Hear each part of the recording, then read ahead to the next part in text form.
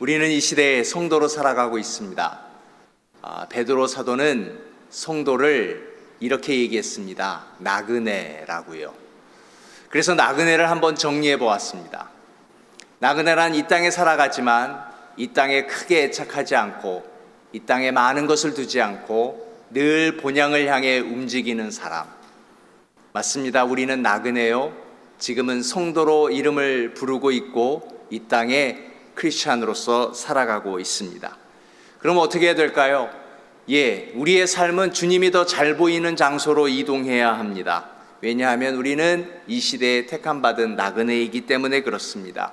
사랑하는 여러분, 하나님을 피해 숨는 자 되지 마시고 하나님을 보기 위해 움직일 수 있는 나그네 되실 수 있기를 주님의 이름으로 축원하여 드립니다. 그래서 어떻게 해야 되는가? 본문 13절 이렇게 합니다. 마음의 허리를 동이고 근신하라 라고 했습니다. 마음의 허리를 동이라, 이것을 저는 오늘 마음이 빠지지 말라 라고 부르고 싶습니다. 성도로 살아가는 우리가 제일 조심해야 될 일은 외식에 빠지는 것입니다. 외식, 겉에 대한 집착입니다. 마음이 빠진 신앙생활입니다. 이처럼 무서운 것이 없습니다. 차라리 탕자는 자기의 잘못을 압니다. 스스로 각성하고 죄인임을 인정합니다. 그런데 외식은 다릅니다. 착각에 빠지는 겁니다. 내가 제일 잘 믿는다고 생각합니다.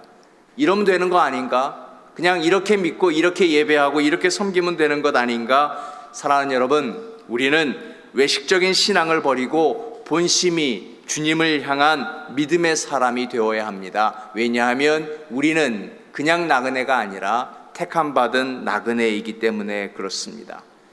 그러기 위해서 이제 본문은 좀 더 적극적으로 진행되고 있습니다. 14절에 보니까 너희 사욕을 본받지 말라. Do not conform to the evil desire.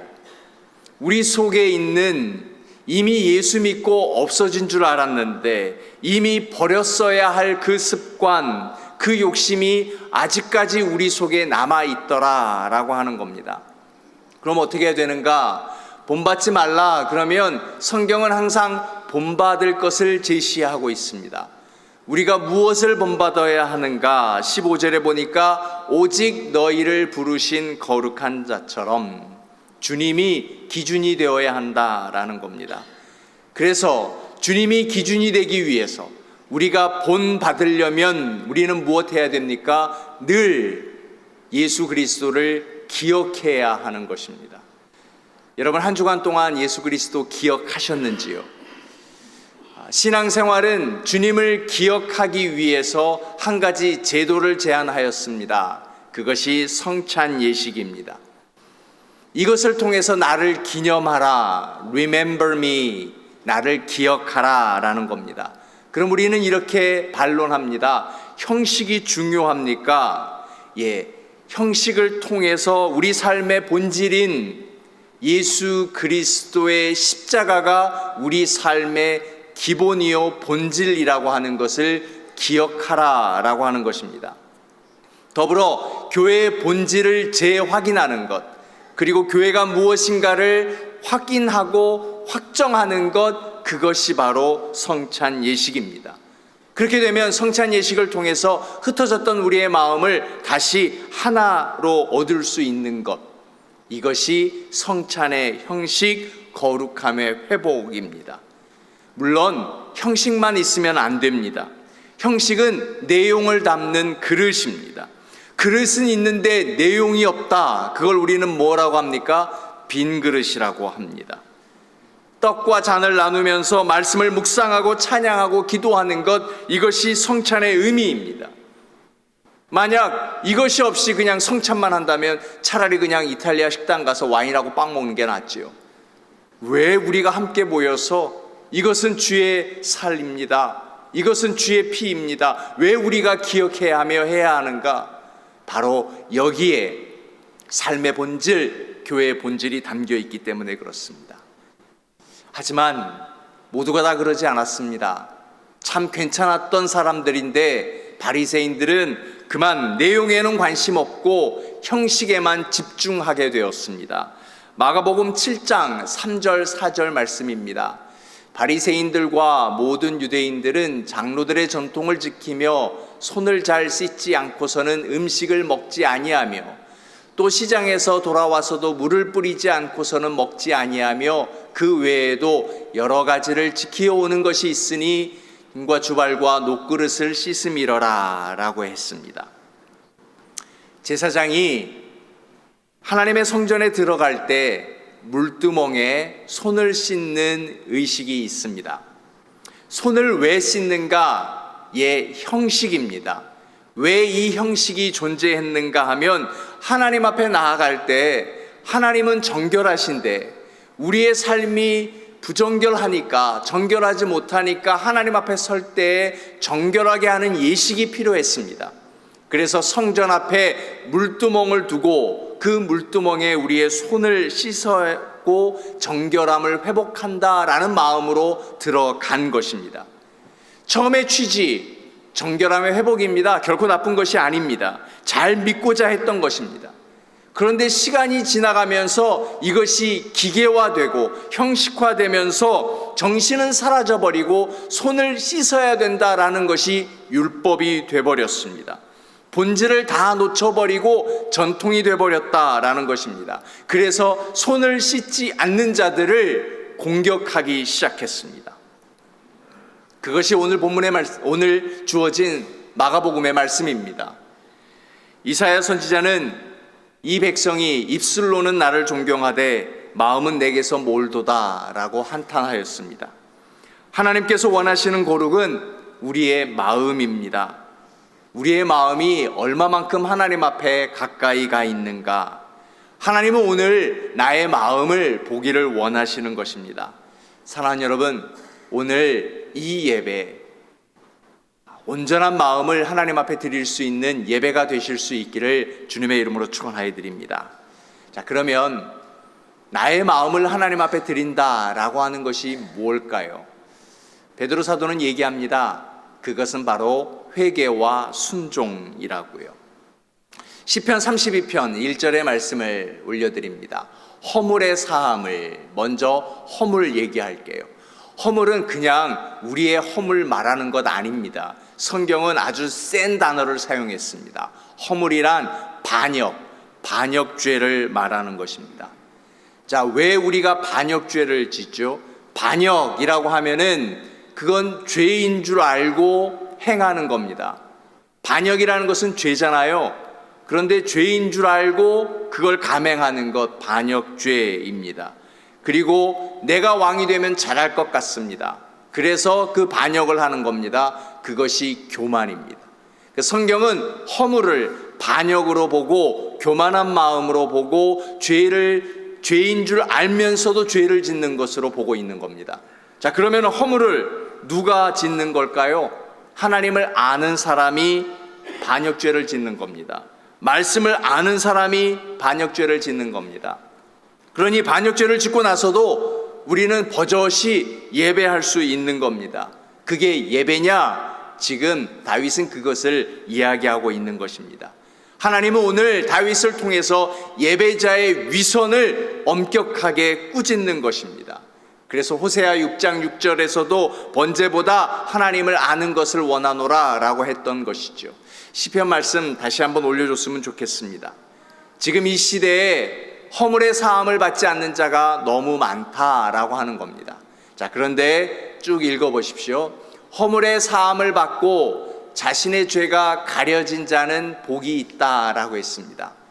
성도의 행복, 베드로서의 이야기로 하자면 이 땅에 택함받은 나그네 행복은 어디 있는가? 허물의 사함을 받는 데서부터 복이 시작된다라는 겁니다. 자, 우리 마음이 빠진 신앙생활, 여기에서 벗어나서 여기에서 용서함을 받아야 우리가 복이 있다라고 하는 겁니다. 그런데요, 이 구약의 본문은 참 재미있습니다. 사함, 용서함, 이 단어를 나사라고 썼습니다. 자신의 죄도 나사입니다. 죄가 낫사요, 용서해 주신 것도 낫사요. 그 말은 무슨 뜻인가 하면 허물 내 스스로 씻을 수가 없다 말입니다. 죄는 졌지만 내가 죄를 졌지만 내가 스스로 그 죄를 씻을 수는 없습니다. 하나님이 용서해 주셔야만 하는 겁니다.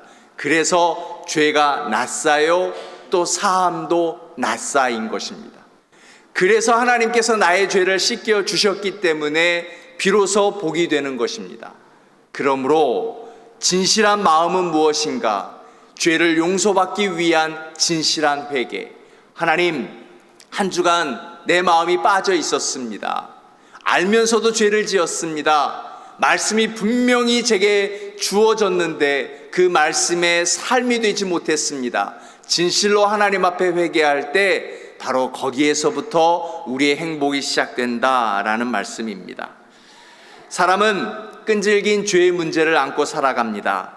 아담과 이브가 보여준 대로 하나님의 중심이 아닌 자기 중심에 살려는 죄짓기가 시작돼 버렸습니다. 그래서 하나님은 분명히 우리에게 말씀해 주셨습니다. 죄가 너를 노리나 너는 죄를 다스릴지니라. 그러나 우리는 죄를 다스릴커녕 죄의 다스림을 받고 말았습니다.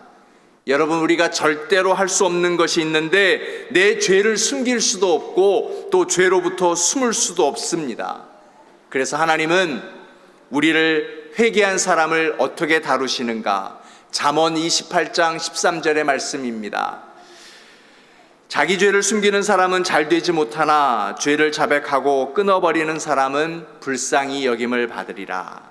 사랑하는 여러분, 참된 회개를 통하여서 그것이 우리의 진실한 마음이 되어서 바로 죄로부터 끊어지고 하나님으로부터 용서함 받는 그 복이 있기를 주님의 이름으로 축원하여 드립니다. 자, 두 번째, 진실한 마음은 무엇인가? 그것은 순종입니다. 순종과 믿음은 짝꿍입니다. 그래서 바른 믿음, 이 땅의 성도로 사는 우리는 믿음이 있어야 하는데 믿음의 짝꿍인 순종을 베드로 사도가 이야기하는 것입니다. 믿음이 있는 곳에 순종이 반드시 따르게 되어 있습니다. 그래서 나는 하나님께 마음을 드립니다 라는 말은 동일한 말이 나는 하나님께 순종을 드립니다 라는 것입니다. 사랑하는 여러분, 하나님 앞에 순종을 드리는 이 시대의 성도로 사실 수 있기를 축원하여 드립니다. 순종이란 무엇인가? 말씀을 잘 듣는 것입니다. 순종은 듣는 것입니다. 순종의 중심은 경청하는 것입니다. 우리의 본능은 말하고 싶어 하지 들으려고 하지 않습니다. 순종은 태도입니다. 그래서 하나님의 말씀이 잘 들리는 곳으로 여러분 움직이실 수 있기를 주님의 이름으로 권면하여 드립니다. 근데 정말 중요한 것은 귀로 듣는 것이 아니라 마음으로 들을 수 있어야 합니다. 자, 그러면 순종의 반대, 불순종. 순종이 듣는 것이라면 불순종은 듣지 않는 것을 말하는 것입니다. 말씀이 귀에 들려와도 의도적으로 안 듣거나 또 안 들으려고 할 때가 있습니다. 어떤 경우는 아예 안 들립니다. 다른 사람이 얘기해도 듣지 않습니다. 왜 다른 사람이 얘기할 때 들리지 않을까요? 내 얘기만 하니까 그렇습니다. 하나님의 말씀이 내 귀에 안 들릴 때에는 나는 지금 불순종하고 있다라고 하는 것입니다. 하나님의 말씀이 내 귀에 들리지 않는 것, 더 깊이 내 마음에 들리지 않는 것은 지금 내 마음이 복잡하기 때문에 그렇습니다. 그래서 하나님의 말씀이 들리지 않을 때 우리는 정말 조심해야 합니다. 그때는 어떤 순종도 나올 수 없고 우리의 믿음의 상태는 거의 파선의 지경에 이르기 때문에 그렇습니다. 순종이 회복될 때 믿음이 빛나는 자리로 나아갈 수 있습니다. 우리의 믿음이 커지는 것입니다. 사랑하는 여러분, 내 믿음이 지금보다 크기를 원한다면 순종 욕심내실 수 있기를 바랍니다. 순종의 열매가 없으면 믿음은 절대 커질 수 없습니다. 그럼 어떻게 순종하는가? 시작은 어느 날 마음이 움직일 때부터 시작하십시오. 가을철에 우리 교회가 말씀의 잔치를 여는구나. 어느 한 곳이라도 들어가 보려고 하십시오. 이 가을에 올해가 다 가기 전에 다시 한번 새벽 기도를 마음 먹어야 되겠다 결심하시면, 마음이 움직여지시면 바로 새벽 기도를 시작해 보십시오. 아니면 이번 주에 이번 주에는 내가 결코 화를 한번 내보지 말아야 되겠다, 이런 마음이 드시면 실행하십시오. 이것이 바로 순종입니다. 이번 달에는 한번, 다음 달에는 첫 주에 난민 선교 가봐야 되겠다. 우리 교회가 세우는 하늘문 교회가 얼마만큼, 또 건축이 진행되고 있다는데 얼마만큼 진행되는지 한번 찾아가서 격려해 보고 싶다. 이 마음이 움직여지면 움직여지는 대로 실행하는 것, 이것이 바로 순종의 시작인 것입니다. 또 하나, 진정한 순종은 억지로입니다. 억지로란 투덜투덜 개념이 아닙니다. 억지로는 무슨 의미인가 하면 구레네 시몬이 십자가 지는 것입니다. 그는 십자가 지기 싫었습니다. 그런데 상황을 보니까 질 수밖에 없는 거예요. 내 마음대로라면 정말 하기 싫습니다. 상황상 어쩔 수 없는 거예요. 그러면 무슨 하나님의 계획이 있으신가 보다, 이 일을 통해서 하나님이 나에게 채우시려고 하시는 무엇이 있는가 보다, 하나님이 이끌고 가시는 어떤 길이 있으신가 보다, 나는 정말 원치 않지만 하나님께서 그 길을 열고 나를 밀어 넣으실 때 십자가를 질 수 있는 믿음, 이것이 바로 억지로의 순종인 것입니다. 그럴 때 우리는 하나님의 섭리를 깨달을 수 있는 것입니다. 처음에는 억지로 했는데 이 일 때문에 하나님께서 나를 어쩔 수 없는 상황으로 몰아가셨구나 깨닫게 되면 그 다음부터는 억지로가 아닙니다. 자연스럽게 이 일이 되는 것입니다. 억지로는 축복이 되는 것이고 그 다음 그 축복이 우리의 순종의 믿음의 열매로 나아갈 수 있는 것입니다. 자, 그러면 왜 하나님은 우리를 억지로까지 순종하게 하시는가? 하나님이 우리를 억지로 밀어 넣을 때는 하나님이 딱 한 가지를 보고 계시기 때문에 그렇습니다. 한 영혼의 구원을 위해서, 바로 선교적인 관점입니다. 하나님이 이런 말씀을 주신 적이 있습니다. 아내들이여 남편에게 순종하라, 복종하라. 그 하나님의 말씀은요, 남편이 좋은 남편 아닙니다. 말씀에 씨알도 먹히지 않는 남편입니다. 참 세상 속에서 힘든 남편입니다.